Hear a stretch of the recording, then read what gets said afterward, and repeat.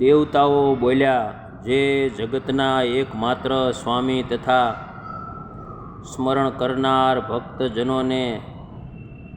ભક્તજનોની પીડાને દૂર કરનારા છે તે પરમેશ્વર શ્રી વિષ્ણુને અમે નમસ્કાર કરીએ છીએ. જ્ઞાની પુરુષો તેમને સ્વભાવથી શુદ્ધ, સર્વત્ર પરિપૂર્ણ તેમજ જ્ઞાન સ્વરૂપ કહે છે. શ્રેષ્ઠ યોગીજન જેમનું સદા ધ્યાન કરે છે, જે પરમાત્મા પોતાની ઈચ્છા અનુસાર શરીર ધારણ કરીને દેવતાઓનું કાર્ય સિદ્ધ કરે છે. આ સંપૂર્ણ જગત જેનું સ્વરૂપ છે તેમજ જે જગતના આદિ સ્વામી છે તે ભગવાન પુરુષોત્તમને અમે પ્રણામ કરીએ છીએ. જેમના નામોનું સંકીર્તન કરવા માત્રથી દુષ્ટ પુરુષોના સર્વ પાપ નષ્ટ થઈ જાય છે. જે સર્વના શાસક, સ્તવન કરવા યોગ્ય તેમજ પુરાણ પુરુષ છે તે ભગવાન વિષ્ણુને અમે પુરુષાર્થે સિદ્ધિને માટે નમસ્કાર કરીએ છીએ. સૂર્ય આદિ જેના તેજથી પ્રકાશિત થાય છે અને જેઓ ક્યારેય જેની આજ્ઞાનું ઉલ્લંઘન કરતા નથી, જે સર્વ દેવતાઓના અધીશ્વર તથા પુરુષાર્થ રૂપ છે, તે કાળ સ્વરૂપ હરિને અમે નમસ્કાર કરીએ છીએ. જેની આજ્ઞા અનુસાર બ્રહ્મા આ સૃષ્ટિની રચના કરે છે, રુદ્ર સંહાર કરે છે અને બ્રાહ્મણો શ્રુતિઓ દ્વારા સર્વ લોકોને પવિત્ર કરે છે. જે ગુણોના ભંડાર છે અને સર્વના ઉપદેશક ગુરુ છે, તે આદિદેવ ભગવાન વિષ્ણુને અમે શરણે આવ્યા છીએ. જે સર્વથી શ્રેષ્ઠ છે, વર્ણન કરવા યોગ્ય તથા મધુ અને કૈટભને મારનારા છે.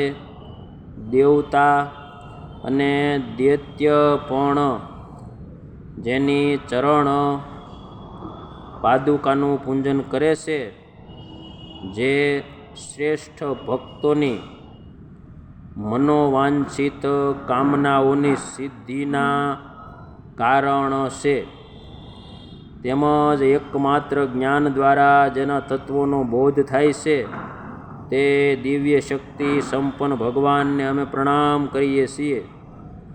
જે આદિ, મધ્ય અને અંતથી રહિત અજન્મા, અનાદિ, અવિદ્યા નામક અંધકારનો નાશ કરનારા, સત ચિત પરમાનંદ,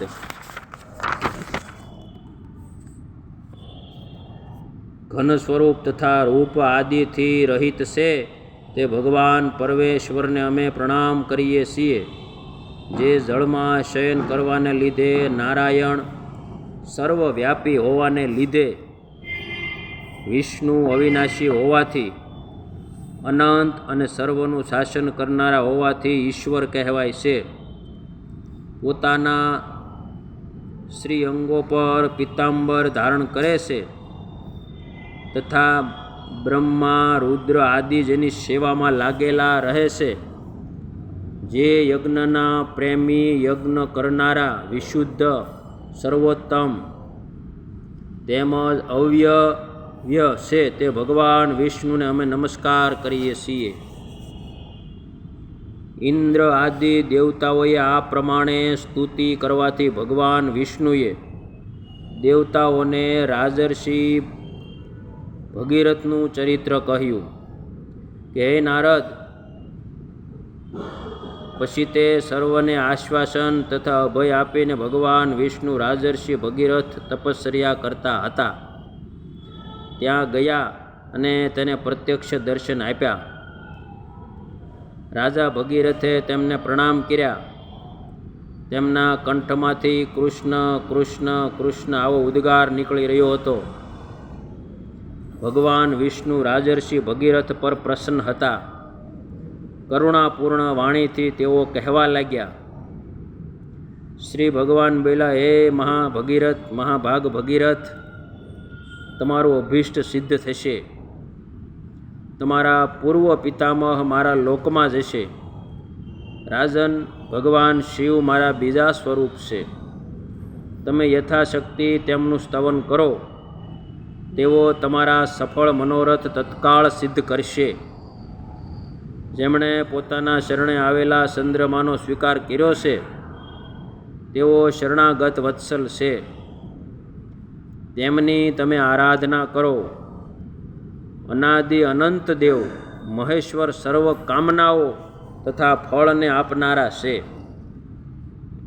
તેઓ તમારી પૂજાથી પ્રસન્ન થઈને શીઘ્ર તમારું કલ્યાણ કરશે. હે મુનિ શ્રેષ્ઠ નારદ, 3 લોકના સ્વામી દેવ દેવેશ્વર ભગવાન અચ્યુત આ પ્રમાણે કહીને અંતર ધ્યાન થઈ ગયા. પછી રાજા ભગીરથ પણ ઉઠ્યા. હે દ્વિજ શ્રેષ્ઠ, રાજાના મનમાં ભારે આશ્ચર્ય થયું. તેઓ વિચાર કરવા લાગ્યા કે શું આ સ્વપ્ન હતું અથવા સાક્ષાત સત્યના જ દર્શન થયા છે? હવે હું શું કરું? આ પ્રમાણે ભ્રાતચિત્ત થયેલા રાજા ભગીરથને આકાશવાણીએ ઉચ્ચ સ્વરથી કહ્યું, રાજન, આ સર્વ ખરેખર સત્ય છે. તમે ચિંતા ન કરશો. આકાશવાણી સાંભળીને ભૂપાળ ભગીરથે આપણા સર્વના કારણ તેમજ સમસ્ત દેવતાઓના સ્વામી ભગવાન શિવનું ભક્તિપૂર્વક સ્તવન કર્યું. ભગીરથ બોલ્યા, પ્રણતજનોની પીડાનો નાશ કરનારા વિશ્વનાથ શિવને હું પ્રણામ કરું છું. જે પ્રમાણથી પર તથા પ્રમાણ રૂપ છે તે ભગવાન ઈશાનને હું વંદન કરું છું. જે જગત સ્વરૂપ હોવા છતાં પણ નિત્ય અને અજન્મા છે. સંસારનું સર્જન, સંહાર અને પાલનના એકમાત્ર કારણ છે. તે ભગવાન શિવને હું પ્રણામ કરું છું. યોગીઓ, મહાત્માઓ જેમનું આદિ, મધ્ય અને અંતથી રહિત અનંત, અજન્મા તેમજ અવ્યય રૂપથી ચિંતન કરે છે તે પુષ્ટિવર્ધક શિવને હું પ્રણામ કરું છું. પશુપતિ ભગવાન શિવને નમસ્કાર છે. ચૈતન્ય સ્વરૂપ ભગવાન શંકરને નમસ્કાર છે. અસમર્થોને સામર્થ્ય આપનારા શિવને નમસ્કાર છે. સમસ્ત પ્રાણીઓના પાલક ભગવાન ભૂતનાથને નમસ્કાર છે. હે પ્રભો, આપ હાથમાં પિનાક નામના ધનુષ્યને ધારણ કરો છો. આપને નમસ્કાર છે. જગતના અનેક રૂપો આપના જ રૂપ છે. આપ નિર્ગુણ પરમાત્માને નમસ્કાર છે. ધ્યાન સ્વરૂપ આપને નમસ્કાર છે. ધ્યાનના સાક્ષી આપને નમસ્કાર છે. ધ્યાનમાં સમ્યક રૂપે રહેલા આપને નમસ્કાર છે. તેમજ ધ્યાન વડે જ અનુભવમાં આવનારા આપને નમસ્કાર છે. જે પોતાના પ્રકાશથી પ્રકાશિત થાય છે, જે મહાત્મા પરમ જ્યોતિ સ્વરૂપ તથા સનાતન છે. તત્વજ્ઞ પુરુષો જેને માનવ નેત્રોને પ્રકાશ આપનારા સૂર્ય કહે છે, જે ઉમાકાંત, નંદિકેશ્વર, નીલકંઠ, સદાશિવ, મૃત્યુંજય, મહાદેવ, પરાત્પર તેમજ વિભુ કહેવાય છે,